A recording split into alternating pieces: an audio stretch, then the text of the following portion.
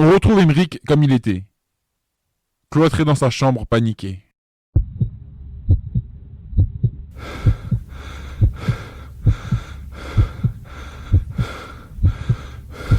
Emeric!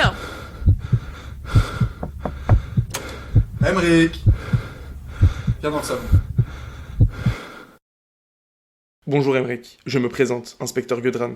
Je suis ici dans le cadre d'une enquête sur une personne de ton quartier, un dénommé Thiago. Je sais que tu le connaissais, j'aimerais bien savoir quel lien tu entretenais avec lui. Comment ça, c'est le lien avec Thiago? Justement, j'aimerais que votre fils me le dise. Mais y a un problème avec mon fils et ce Thiago? Bon, je vais vous dire ce qui se passe. On cherche Thiago dans le cadre d'une enquête, cependant il a disparu depuis hier. On n'a aucune trace de lui et personne ne sait où il est passé. Tout ce qu'on sait, c'est que votre fils est l'une des personnes que Thiago a essayé de joindre ces derniers jours. Vous pourriez venir au commissariat afin qu'on puisse en poser quelques questions à Emeric? Oui, bien sûr. Emeric, tu viens?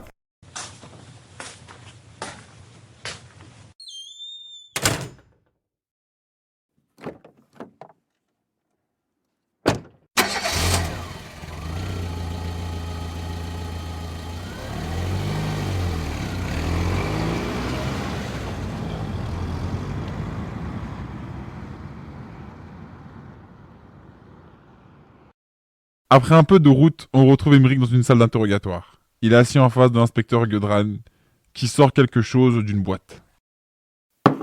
Depuis quelques temps, on enquête sur Thiago. Il y a quelques jours, on a mis son portable sur écoute. Et voici les enregistrements de toutes ses conversations téléphoniques. Avec ça, on a toutes les preuves qu'il nous faut pour pouvoir l'arrêter. Mais on sait qu'il a aussi essayé de te joindre plusieurs fois durant cette période. Et on aimerait savoir pourquoi.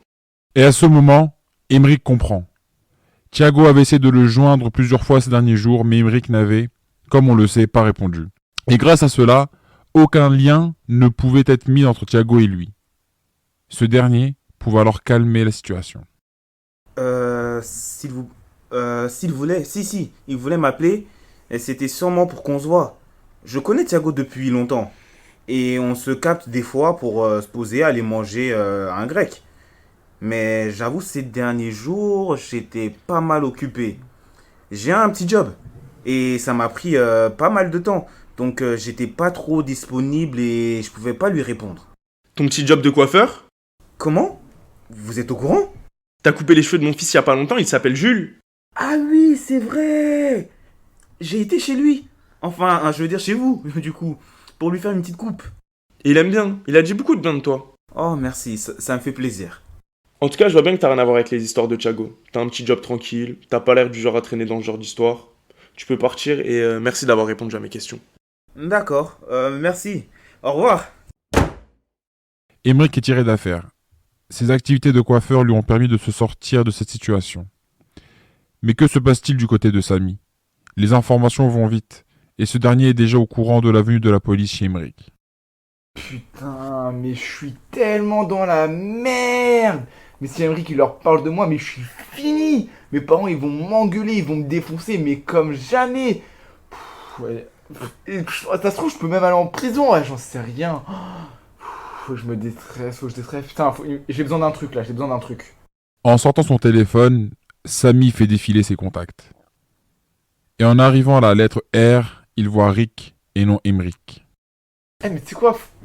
En vrai, franchement, je suis un idiot. En vrai, j'ai même pas besoin de fumer en fait. Parce que, ok, c'est cool quand je suis défoncé. Mais après ça, je fais que angoisser. Genre, c'est tout le temps la même chose. Enfin, en vrai, je pense pas que ce soit une solution. Et en fait, c'est limite le problème, quoi. Enfin, je suis pas un junkie accro. Et puis, Emeric, c'est pas un gros parrain de la drogue. Ouais, je pense vraiment que fumer, ça m'apportera que des emmerdes. Et j'ai pas arrêté pour m'y remettre comme un idiot, quoi. En plus, si je fume, je suis sûr que ma copine, elle va me quitter. Enfin. Bref, ça sera trop la merde si je m'y remets, quoi. Je suis pas un faible, et je me promets que plus jamais je retoucherai un de ces foutus joints. Surtout si Rick se sort de cette putain de situation. Grâce à ça, Samy a compris que la drogue ne l'aidait à rien et se jure de ne plus jamais y toucher.